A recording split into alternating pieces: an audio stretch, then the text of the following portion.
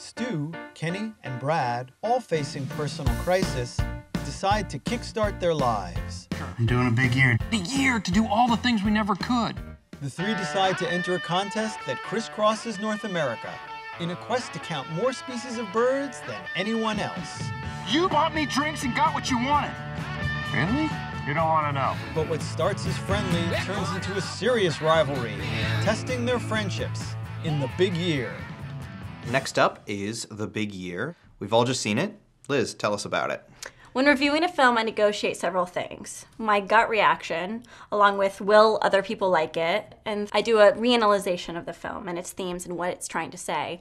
And I think in looking at The Big Year, I disregarded the latter two options because after seeing this film, I was just left with this escapist, happy feeling, and it was enough to make me want to recommend it to other people. It's fun. It's good for the family. This is a world that we don't normally get to see in the movies, and we get to go to all these different places and experience it with these characters, and I found it to be charming. I'm not entirely certain, though, you can ascribe this movie to being a lot of anything. It doesn't really hazard much. It doesn't commit fully to its premise. It opts for a very safe, very sensible middle road of a straightforward drama.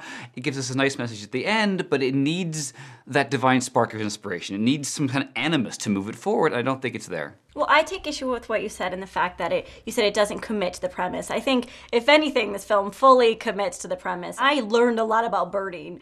So it's like you explore the entire world of birding. There were 100 locations in 55 shoot days. It committed financially and thematically to this premise. It committed financially, it committed location-wise, but it comes off more as a travelogue. The difference with that is that along the way, we actually start to like these characters, and they do some fun stuff where they equate the types of birds and their characteristics with the characters themselves, and I thought that stuff was a lot of fun. When you learn about our characters and compare them to birds, that's a characterization that comes from the premise. I don't understand the argument that it doesn't commit to the premise because 3/4 of this movie is birds. Took off, headed north, probably be in Iceland by Friday. Boy, she was a beaut, too. Hey, is that a calliope? Nah. Sorry to disappoint you boys. Again.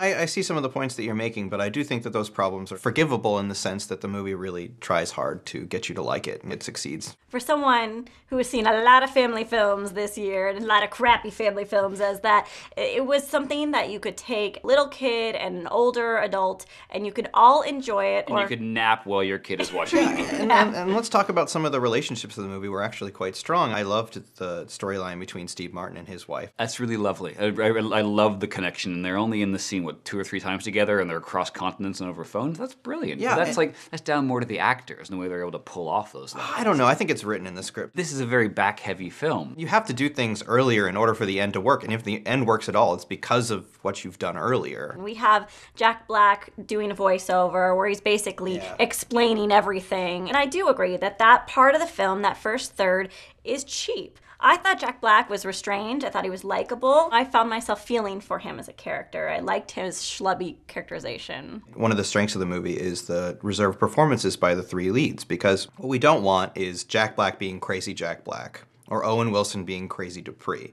The restrained performances allow the premise to sort of elevate to the surface. The actors let the movie be the movie, and it's about these understated characters. I think the film has swung the pendulum too far in the opposite direction. Because what they're doing is weird. What their obsessions are weird, but it treats them almost with too much equanimity. I want a little bit of that madcap to come back into it, just to balance the scales a bit. I liked the diplomacy. I liked that these characters with a very odd hobby were given a chance just to be odd. I learned about the characters through their passion and not necessarily through the voiceover and through their actions. In the second half of the film, it was a lot stronger, but I didn't want them to be made fun of. I wanted the film to embrace this goofiness. I'm not saying made fun of, but I'm not seeing at all the sense of them being odd. But isn't that kind of endearing that they're like kind of regular people that have this obsession? I feel like that's kind of relatable. So the director of the film, David Frankel, did the pilot for Entourage, Sex and the City, Devil Wears Prada, and Marley and Me. Which is like a list of TV shows and movies that are supposed to be funny, but actually aren't. There are also a list of things that are also very popular and have a certain level of entertainment value. The tone of this movie is very specific, and I'm going to go back to the understated thing because it's really a movie that's not trying to make you laugh out loud, it's trying to make you smile. I think mechanically, as far as a script goes, it vacillates wildly in its tone and its approach and in its demeanor. That it goes from this lightness of being in the bird world, and all of a sudden, bam, we've got these problems with the wife and the fidelity and the house and all those things. I don't think it treats those events with the sense of drama that you're making it seem like. I mean, there really is tread lightly throughout. It's an escapist film. All right, well, why don't we take this to a vote? So I found The Big Year to be a sweet escapist comedy, a good matinee. So I say, see it. If I were watching this at home, about an hour in, I'd turn off the DVD player. And so for that reason, it's a skip it. Well, The Big Year is a movie with some flaws, but I do think it's charming, and I think family audiences will find value in it, so I say stream it. That looks like 1.5 tickets for The Big Year, which is a stream it. Cheers, guys. I could drink to that.